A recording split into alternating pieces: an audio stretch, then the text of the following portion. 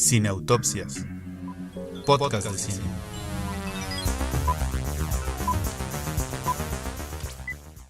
Hola, ¿cómo están? Les damos las gracias por acompañarnos en esta segunda emisión de Cineautopsias, podcast de cine.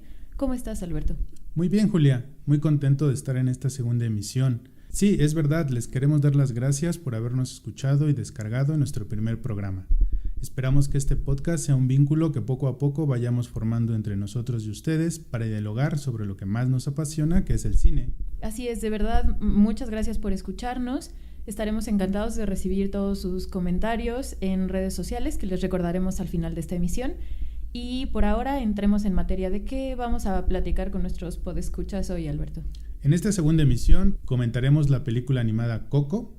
En lo que se refiere a los contenidos digitales, vamos a platicarles sobre BoJack Horseman, una serie también animada en Netflix. Y para cerrar el círculo de la animación, en la sección Solo porque nos gusta, comentaremos El viaje de Chihiro. Con bisturí en mano, comenzamos.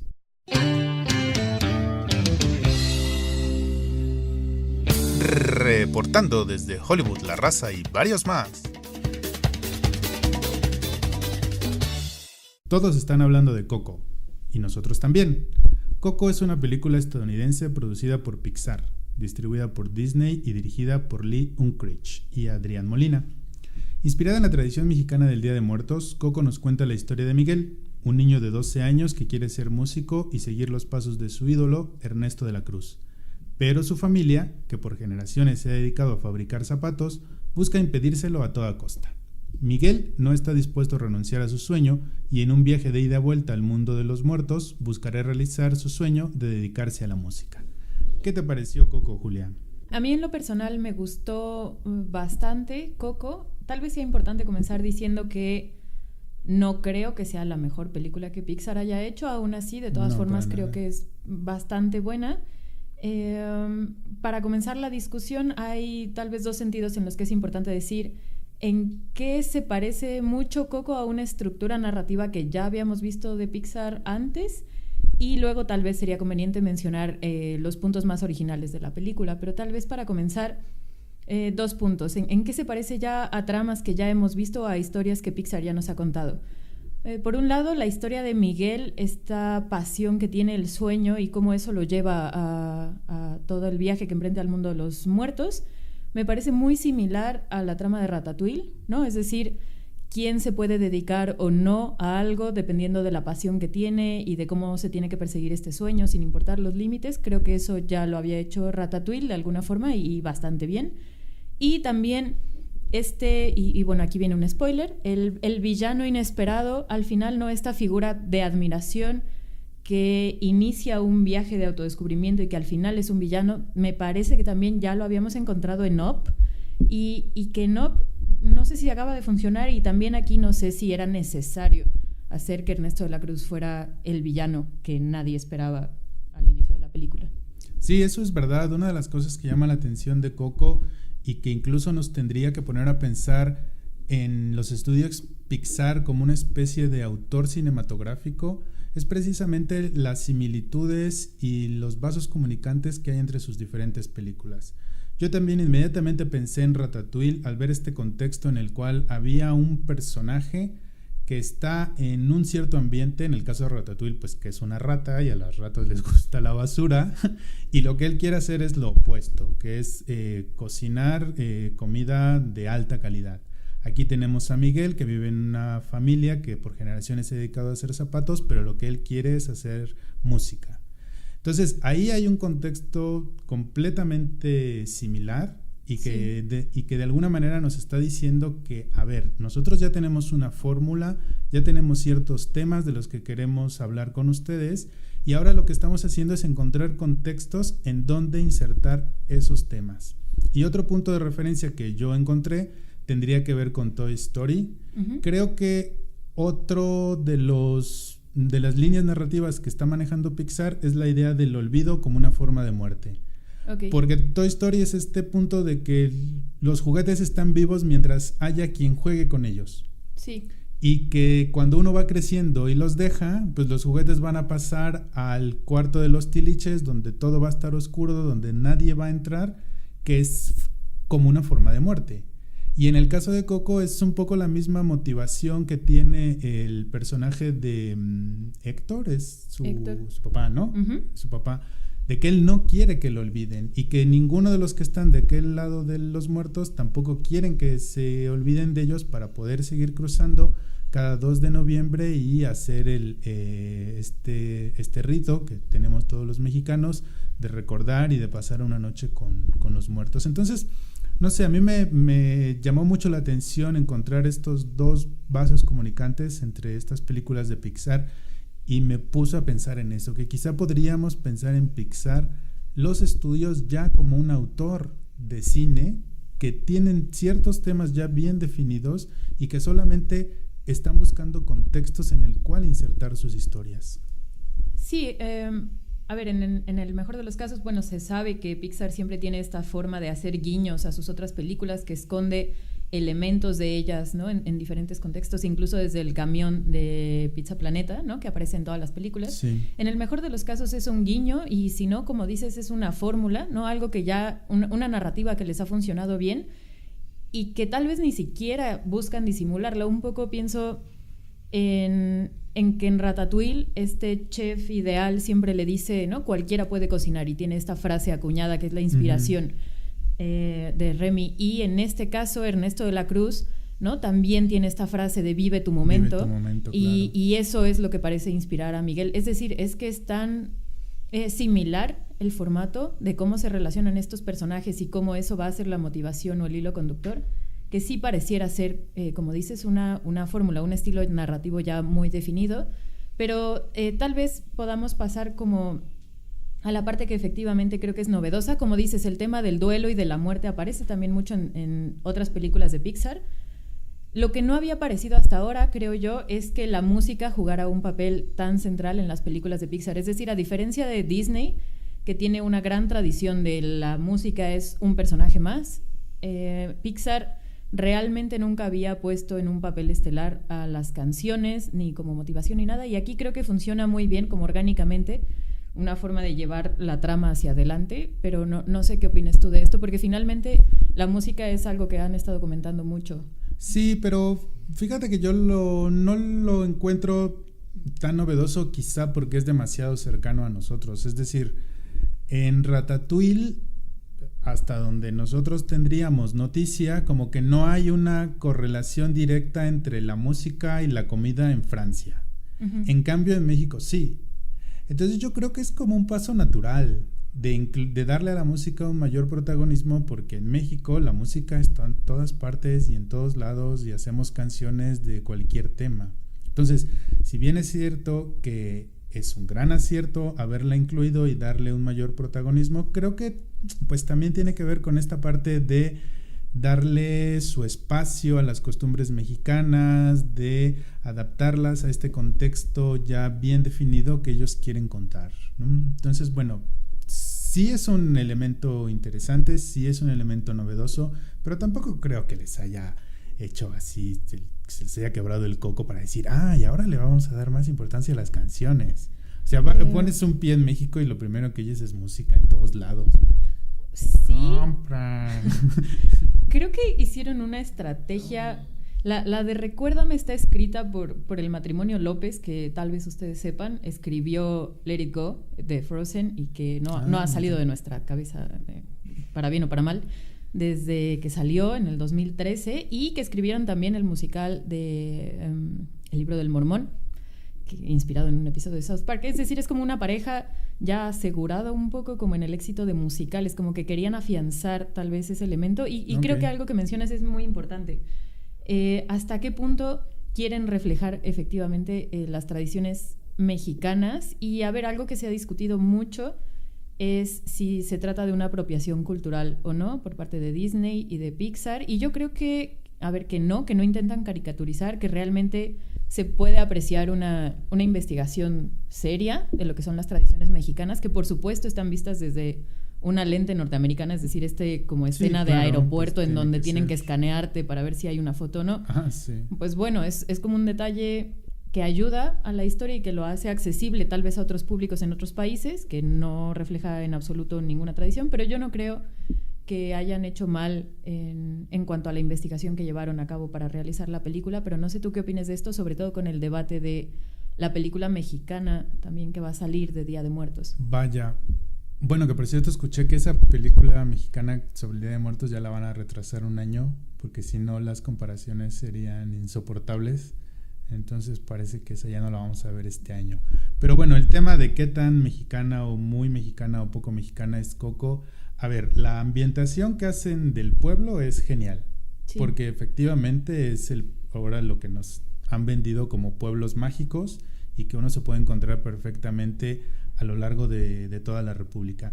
Pero por alguna extraña razón a mí Coco me pareció menos mexicana de lo que ellos quisieron hacer, o de lo que nos han querido vender, o de lo que le han criticado. Y esa sensación me da sobre todo por precisamente la construcción del mundo de los muertos.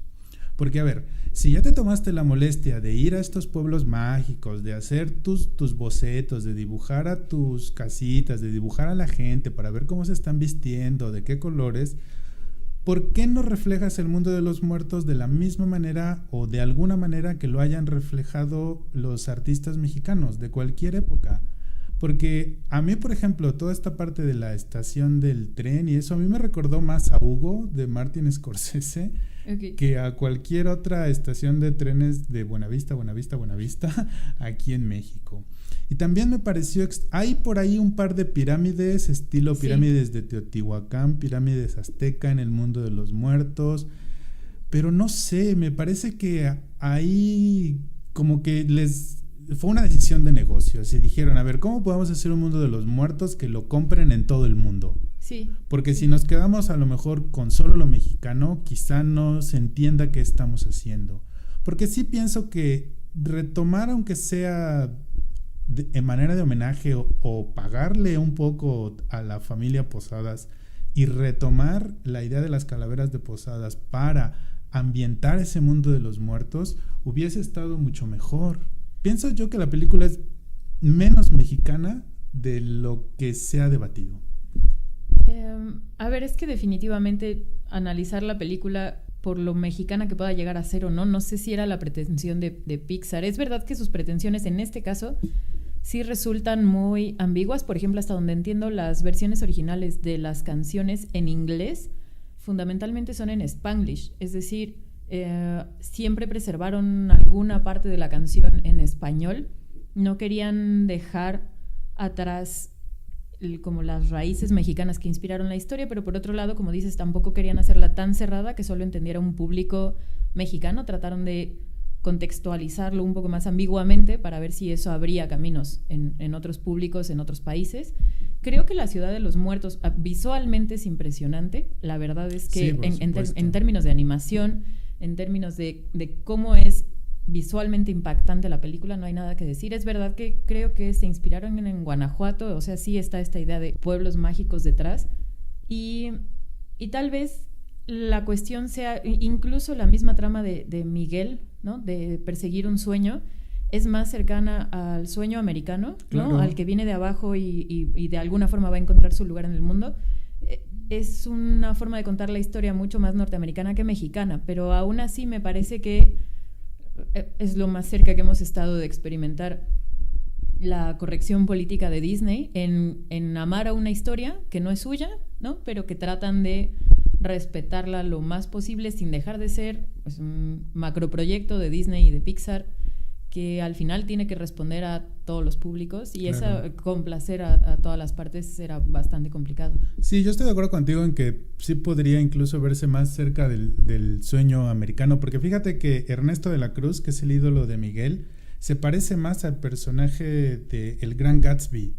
No sé si te recordó sí, toda claro, su fiesta, toda el lugar donde vive. Eso sí, es el Gran Gatsby de Baz Luhrmann. Sí, entonces sí, está más en relación con ese tipo de ídolos y de personajes de la cultura estadounidense que de la cultura mexicana. Yo nada más para finalizar diría que hay que ver a Coco como una película de Pixar, sí, y no como una película mexicana, no como una película del Día de Muertos. Eso solo es el medio que Pixar decidió para contar una historia que ya nos ha contado en otras películas como Ratatouille, y que les pareció que estaba muy bien y que se podría recrear y hacer una paleta de colores maravillosa, pero es una película de Pixar, no sobre el Día de Muertos. También diría que, bueno, hay que ir no esperando encontrar el más tradicional reflejo. Tal vez algo que, solo para cerrar con eso, este debate en redes sociales sobre si lloraste o no viendo Coco, ¿no? Y a ver, a mí lo único que me genera ese debate es,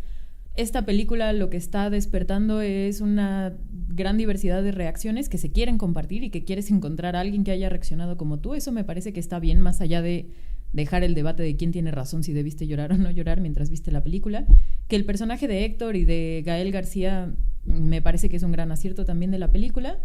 Pero bueno, por ahora pues habrá que dejar a Coco estar ya en el mundo de los muertos con sus padres al fin reunidos, y vayamos ahora a algo menos optimista en nuestra siguiente sección.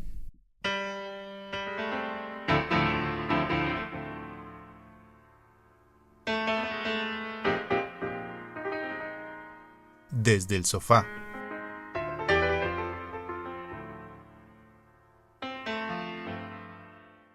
BoJack Horseman es una serie estadounidense de animación para adultos creada por Rafael Bob Waksberg para la plataforma digital Netflix.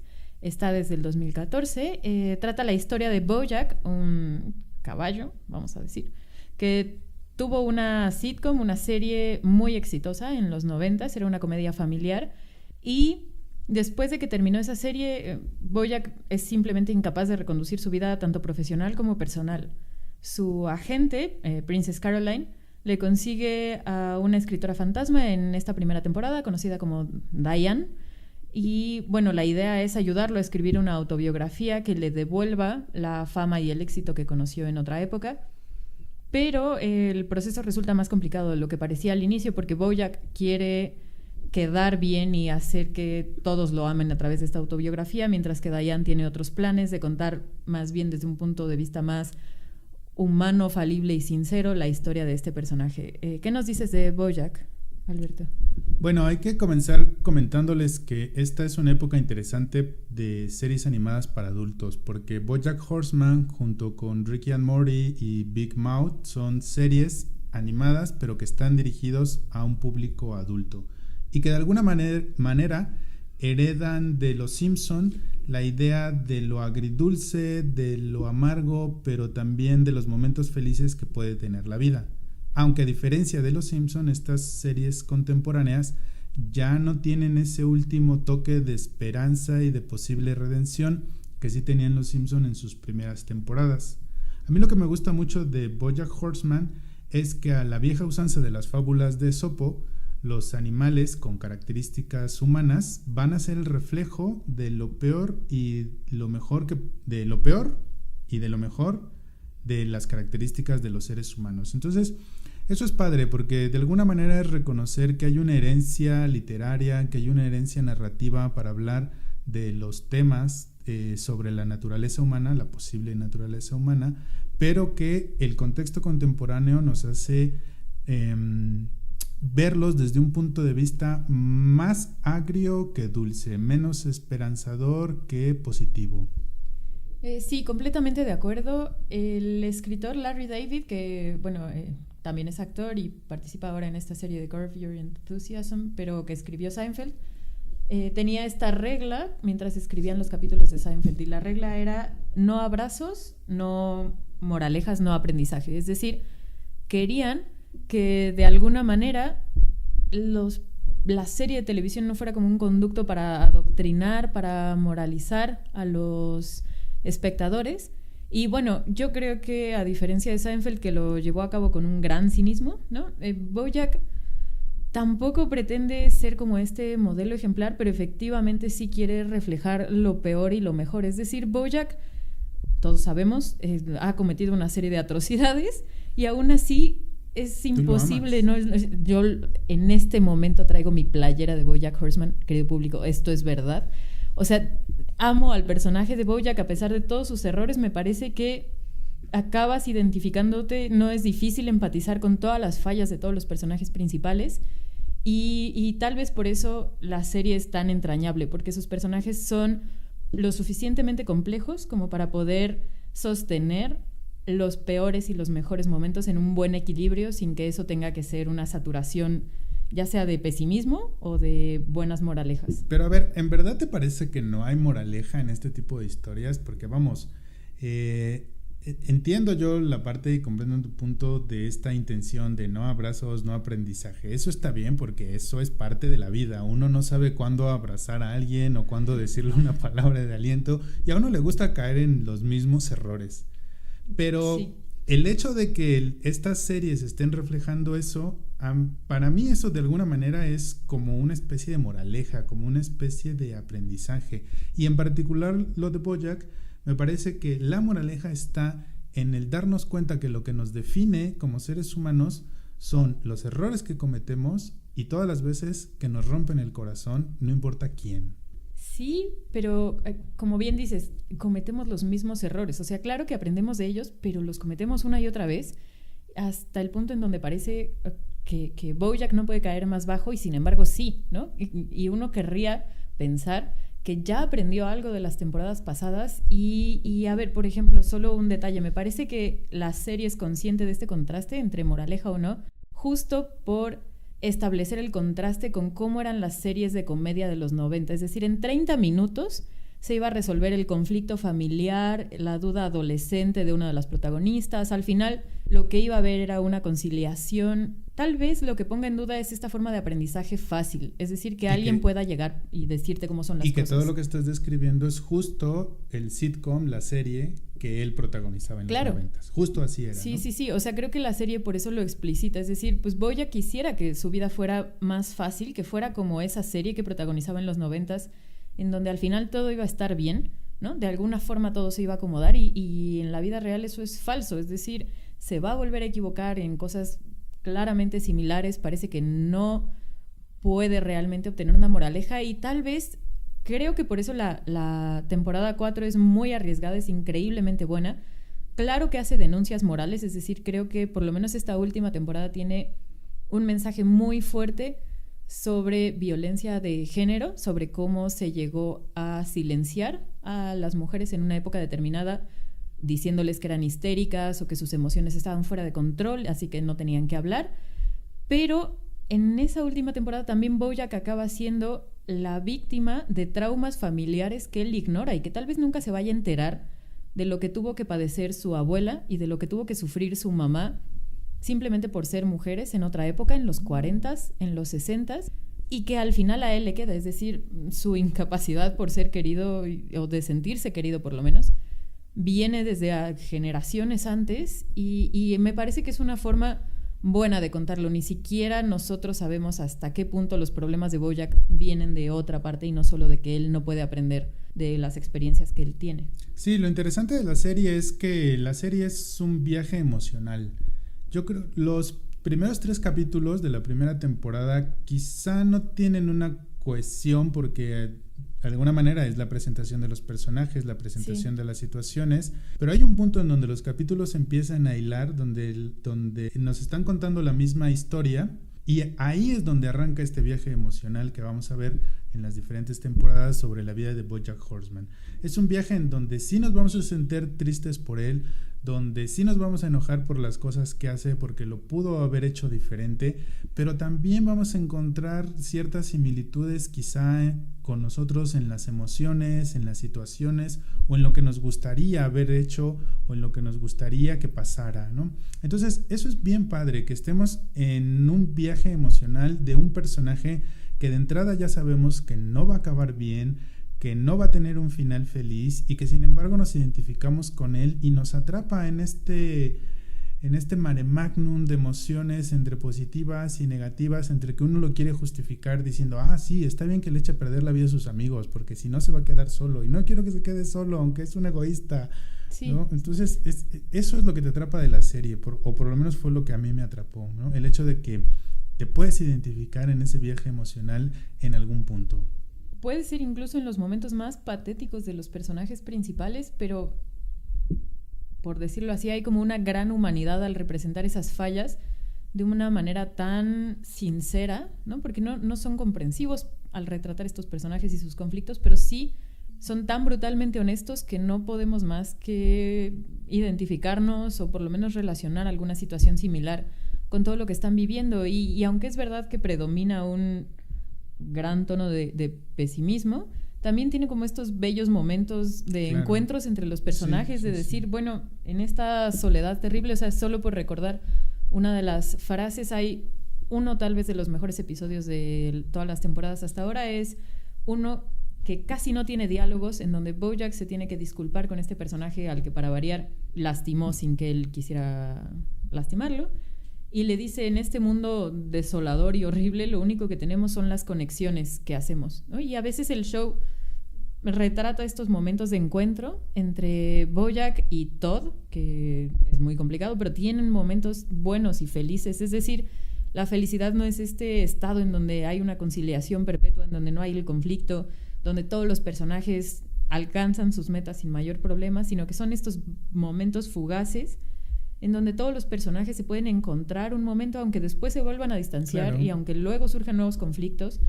Claro, porque lo que los une son pequeñas emociones o pequeños contextos o pequeñas situaciones en las cuales se reconocen que se necesitan los unos a los otros. Pero eso no quiere decir que vayan a ser amigos el resto de la temporada o por el resto de la vida, que es un poco lo que pasa en la vida real, ¿no? A mí me llama mucho la atención la idea de que seres humanos y animales conviven por igual en esta... Sí. A mí el que me parece genial es el de los libros Pingüino. Sí, en este mundo tenemos una editorial que se llama Penguin Books, que es una editorial de Nueva York, y entonces ellos la ridiculizan poniendo a pingüinos como los dueños de la editorial que va a publicar el libro de memorias de BoJack. A mí ese es el que más me gusta. No sé a ti cuál antropomorfización animalesca te guste más. Creo que hay... Peanut Butter. O sea, mi favorito tendría que ser BoJack. Claro, y la voz de Will Arnett es increíble. O sea, creo que gran parte del personaje lo logra el doblaje, bueno, la voz. Y Princess Caroline, de verdad, hay episodios con Princess Caroline que no puedo más que amar. Es decir, creo que es un gran personaje y que además no se lo toman en serio. Todo el tiempo estamos burlándonos un poco de ella, porque bueno, pues ella es la primera que se toma en serio, pero el mundo no, y un poco nosotros con él. No, y además que la hagan salir con dos niños debajo de una gabardina y que ese sea su novio, y que además... O sea, ¿qué onda con eso? Sí, Vincent adulto. O sea, hay muchos personajes que ya después no salen en las últimas temporadas, pero que se extrañan mucho. Sí, y que claro. ¿Y sabes también cuáles son muy padres? Los paparazzis, que son dos pájaros, claro. ¿no? Sí. Eso también es muy padre, que sean pájaros los paparazzis, ¿no? Porque finalmente son los únicos animales, por llamarlos así, que pueden estar en cualquier lado y que podrían tomar fotos desde cualquier ángulo, ¿no? Sí, y los personajes humanos también son muy trágicos, y solo por pensar en Sarah Lynn, que es esta niña que protagonizaba junto con BoJack la serie, y al final de la tercera temporada se muere de una manera brutal. Wow. Y todos quedamos impactados de que la serie haya llegado como a un lugar tan oscuro, es decir, como de retratar sin mayor miedo los excesos a los que puede conducir un mundo tan violento con una niña tan pequeña, ¿no? A BoJack le queda la culpa de ser parte de ese mundo en donde las expectativas y todo orillan a Sarah Lynn a un problema de adicciones que terminan con ella. Y la cosa es un personaje, a ver, humano en este sentido en el que no es un animal, pero al final es que es de las líneas más trágicas que ha tenido toda la serie, y que tal vez convenga reflexionar sobre todo porque parece ser una de las relaciones más cercanas a BoJack junto con Diane, que también es la humana estelar junto con Todd, tal vez. Entonces, por lo menos hay como una organicidad en la serie en donde tanto los personajes humanos como animales no hay una distinción fácil, ¿no? Son muy creativos, pero de alguna forma es como si no existiera una distinción entre las fisionomías de los diferentes personajes. Bueno, puede parecer que todo lo que les hemos platicado sobre BoJack Horseman es una serie que está más cerca de Black Mirror, pero no. Se van a reír, ¿eh? Se van a divertir. También, sí. Es una satcom, dicen por ahí. Los gringos tienen este término de sitcom, que es comedia de situaciones. Podríamos decir que BoJack Horseman es una satcom. Es una serie de comedia, pero también devastadora, un poquito triste, un poquito oscura.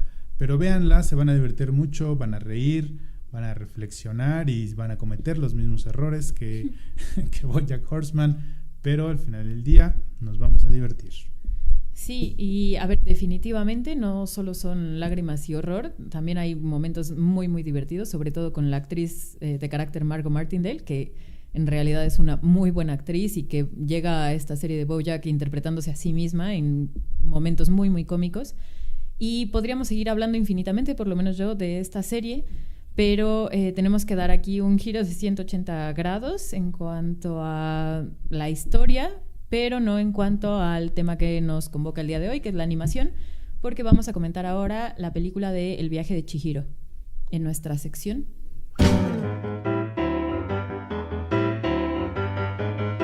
Solo porque nos gusta.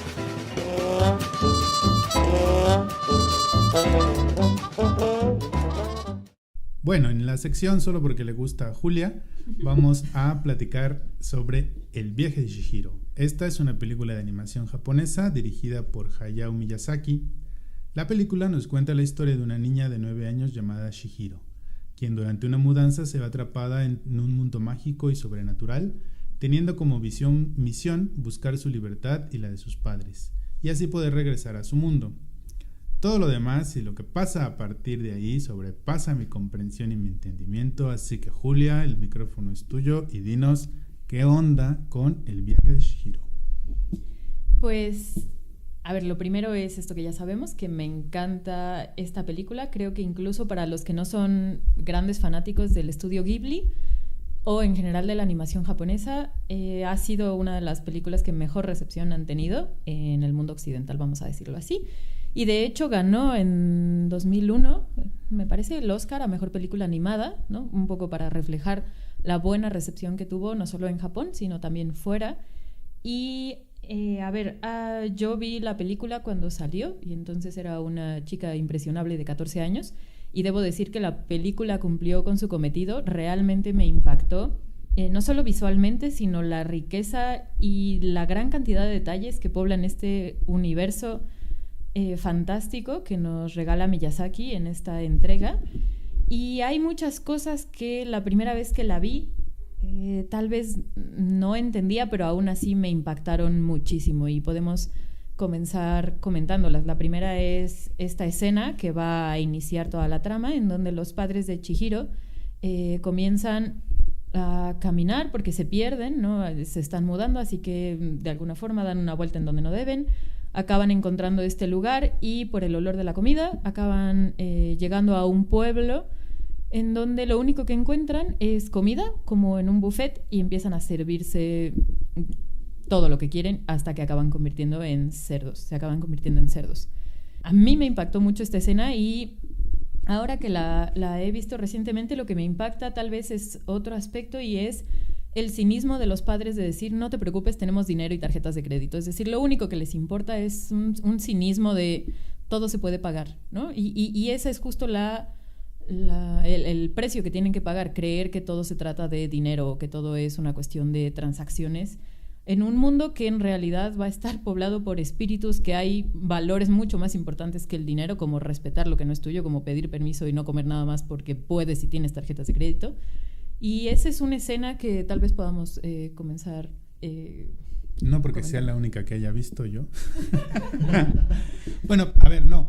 Hasta ahí podría establecer yo un puente, por ejemplo, con Hansel y Gretel. O sea, es la idea de que si tú te dejas llevar por la gula, que si tú te dejas llevar por tu ambición, algo malo te va a pasar. Y que de alguna manera vas a tener que luchar contra, en este caso, seres fantásticos o contra tus propios instintos para poder salir de esa casita de galletas y de caramelos, ¿no? Digamos que eso podría ser como una puerta de entrada, ¿no? Como una conexión, Hansel y Gretel. Creo que sí, y a ver, de alguna forma Chihiro lo que representa es una inocencia que sus papás ya no tienen, es decir, son adultos muy cínicos que creen que el dinero lo soluciona todo, entonces como que se toman la libertad de hacer las cosas simplemente porque pueden y creen que así funciona el mundo, y en cambio Chihiro, que todavía tiene como cierta inocencia debido a su edad, no debido a ningún mérito, por lo menos al inicio de la película. Y, a ver, realmente lo que ocurre es el universo que encuentra Chihiro ahora va a tener sus propias reglas, y por lo menos ahora que la he vuelto a ver se siente como una niña entrando al mundo de los adultos, en donde hay reglas, hay personajes, hay estructuras. Ella no entiende nada de lo que está ocurriendo. El único que está de su lado le dice: tú lo que tienes que hacer es conseguir trabajo. Para sobrevivir aquí tienes que trabajar, porque si no también te van a convertir en un animal. Y ella no entiende por qué.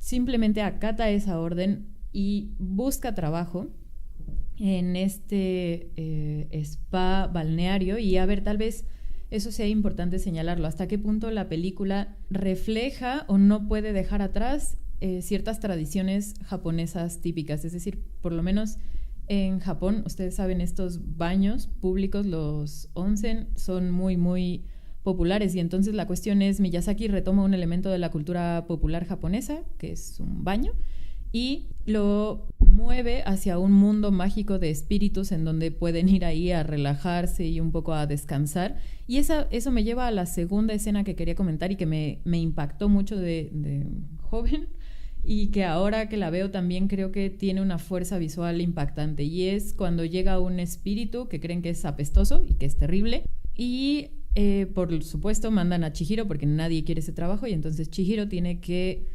lidiar con ese espíritu. Y al final de lo que nos damos cuenta es que no se trata de un espíritu apestoso e indeseado, es un espíritu muy, muy importante de un río que se ha visto tan contaminado por los seres humanos que ya no se puede ni siquiera reconocer. Es decir, la forma en la que Chihiro ayuda al espíritu del río es sacando primero una bicicleta y luego un montón de basura. Y parece que esto está inspirado en una experiencia propia de Miyazaki, en donde él vio cómo iban sacando una cantidad de basura impresionante de un río. Y una vez más es recuperar, pues yo no sé si cierta inocencia como del Japón antes de su industrialización, o por lo menos de decir, a ver, hay como una responsabilidad moral del daño que estamos haciendo desde la perspectiva japonesa, como a los espíritus que creíamos poblaban los ríos y la naturaleza y los animales, y que ahora simplemente hemos abandonado un poco a su suerte. Y a ver, creo que es una escena increíble porque solo Chihiro alcanza a ver como esta cara del espíritu ya aliviado de toda la putrefacción que nosotros los seres humanos cargamos sobre los ríos, y le agradece y le da esta pieza de comida que va a ayudar a Chihiro a salvar a su único amigo ahí, que es Haku. Y a ver, creo que visualmente hay como un mensaje contado de una manera tan extraordinaria y tan linda. Es decir, Chihiro es su propia heroína, no porque haga estas cosas impactantes de tener una escena de acción en donde se tienen que destruir edificios y tiene que probarle a todos que es la más valiente del universo. Simplemente está ahí y ve que puede ayudar y lo hace, y eso hace que obtenga su recompensa y que pueda seguir ayudando a otras personas a lo largo de la trama.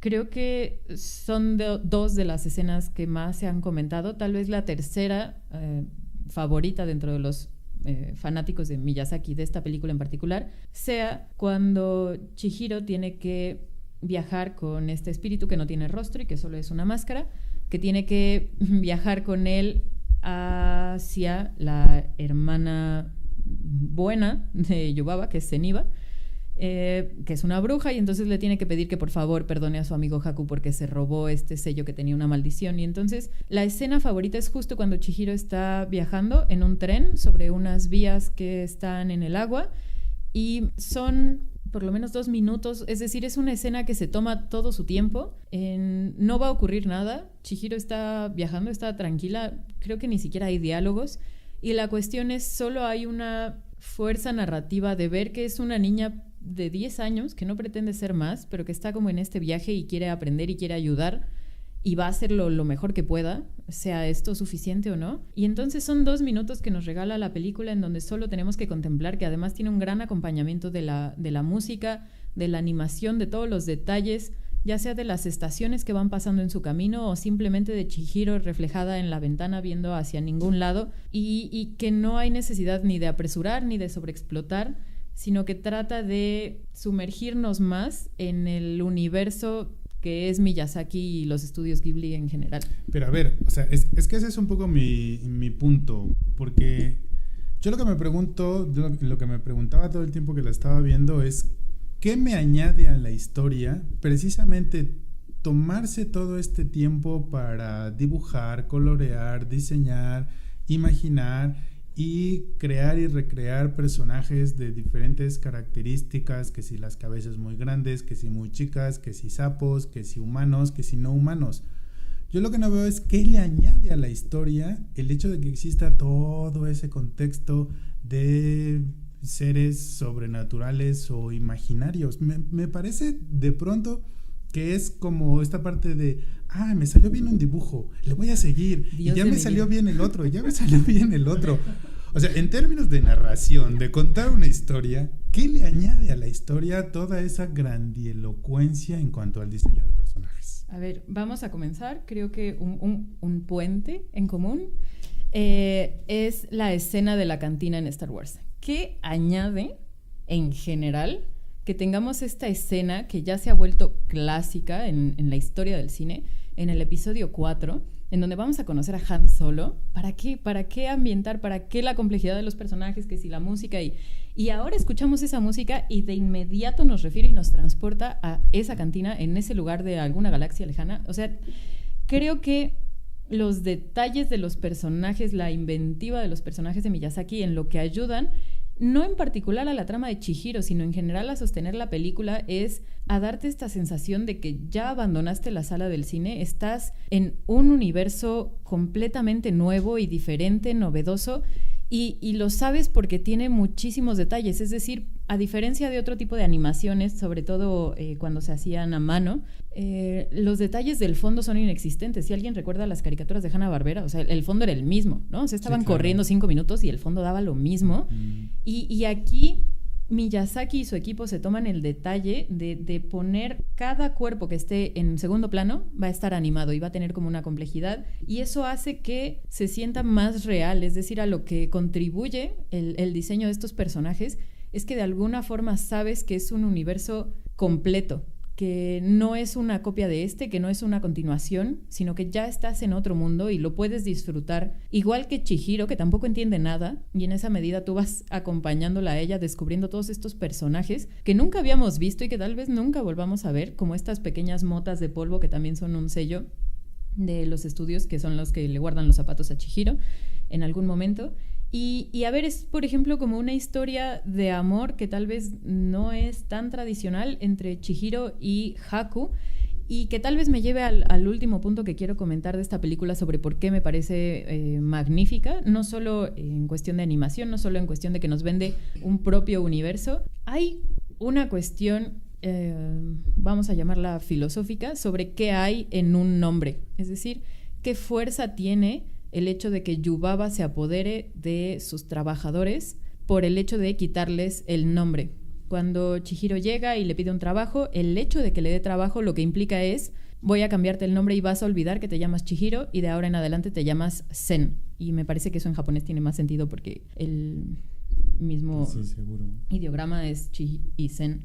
Entonces la cuestión es: ¿qué puede hacer que tengas control sobre una persona si no es haciéndola olvidar quién es, empezando justo por el nombre? Y descubrimos que esta historia de amor no tradicional justo es cómo Haku y Zen se ayudan mutuamente a recordar sus verdaderos nombres, Chihiro y el río al que pertenecía Haku, que es el río Kohaku, creo. Y la cuestión es, ninguno de los dos recuerda quién es más, Chihiro llega a olvidar quiénes son sus padres, quién es ella, por qué está ahí, y todo se debe a la cuestión del nombre. Entonces, ¿qué fuerza tienen las palabras en nuestra vida cotidiana? ¿Qué fuerza tiene que alguien te dé un segundo nombre para apoderarse de ti? Y cómo el recordar quién eres tiene que ver también con esa palabra a la que ya asocia cierto significado. Hay una parte en donde Haku le está diciendo a Chihiro: yo recuerdo tu nombre desde hace muchísimo tiempo y ya olvidé quién soy, ¿no? Entonces parece que ese es como el gran regalo que le da Haku a Chihiro, el poder no olvidar quién es a través de su nombre, y que Chihiro también le ayude a recordar a él quién es, cómo fue este espíritu del río que una vez más, por la gentrificación y por la construcción de edificios, pues se perdió, y por eso Haku ya no sabe dónde está ni quién es, porque hay edificios ahora en donde en algún tiempo circulaba el río que era Haku. Y a ver, en realidad creo que es como problematizar un tema sobre qué hay en un nombre, cuáles son las palabras que les damos a las cosas, qué poder tiene el hecho de que algunos controlen el lenguaje frente a otros, ¿o no? Y creo que lo hace de una manera creativa y mágica, dándonos personajes que normalmente no tenemos en el cine, que no pretenden ser espectaculares, que de alguna forma sí conectan con una tradición que tal vez nos es ajena, un poco lo que decíamos de Coco, hasta qué punto nosotros que estamos fuera de esta tradición japonesa de creer en espíritus y de creer que no pretenden ser espectaculares, pero que tienen su propio carisma y construcción. Al final, Chihiro es una niña de 10 años también, pero que ha aprendido a cómo ayudar a los demás, a cómo no tener miedo, incluso aunque esté en un mundo completamente desconocido, que justo era lo que le amenazaba al inicio de la película cuando se mudaba a un nuevo lugar, a una nueva casa, a una nueva escuela. Y también hay un crecimiento del personaje. Lo que pasa es que la película no está al servicio de explicitar cuál es justo el viaje de Chihiro y creo que eso permite que los espectadores se relacionen con ese viaje, Alberto no, como puedan, pero creo que es una película que tiene muchísimas virtudes como para seguirlo platicando. Bueno, creo que yo he perdido la inocencia de un niño o una niña de 10 años porque yo no veo nada de eso en la película y a mí me pierde la animación y se me olvida la historia, pero en fin. Si ustedes se enamoraron, igual que Julia, del viaje de Chihiro, coméntenos. Si no la han visto, la pueden ver porque próximamente estará en los cines, así que también será una buena oportunidad para que establezcamos comunicación. Así es como llegamos al final de esta segunda emisión. Les agradeceremos mucho que nos dejen todos sus comentarios en las plataformas que tenemos, ya sea Facebook, Twitter o YouTube, en donde nos pueden encontrar como Cineautopsias. No olviden comentar ahí si son #Team Chihiro o Team Julia, frente a Alberto, que bueno, todavía le falta para comprender un poco esto de la animación de los estudios Ghibli, pero con el apoyo de ustedes seguro lograremos algún avance. No prometo nada, sí, pero sin duda con su apoyo va a ser mucho más fácil. Team Alberto, si no les gustó el viaje de Chihiro. Y bueno, nada más también mencionar que le agradecemos a Lázaro todo su apoyo aquí en cabina y en la postproducción. Muchas gracias. Y recuerden escucharnos a través de YouTube, a través de iVoox, descargando la aplicación desde su computadora, y ya nos pueden escuchar también a través de iTunes. Esperamos que este programa haya sido de su agrado y nos escuchamos durante la siguiente autopsia. Recuerden seguirnos y compartir su pasión por el cine. Este programa fue conducido por Julia Muñoz y Alberto Ruiz. Postproducción, Lázaro Moreno. Idea original, Alberto Ruiz.